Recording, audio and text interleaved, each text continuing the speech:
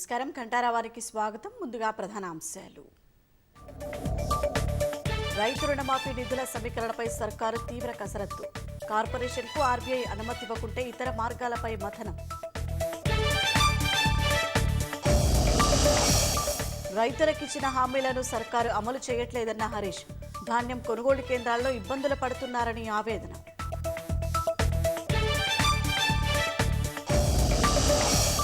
Fitness సర్టిఫికెట్లు లేకుండానే తిరుగుతున్న స్కూల్ బస్సులు. నిబంధనలకు తిలోదకాలు వదులుతున్న వాహన యజమానులు.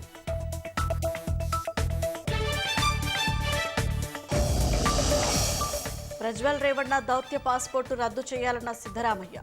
తిరిగి రప్పించేందుకు సమగ్ర చర్యలు చేపట్టాలంటూ ప్రధానికి లేఖ.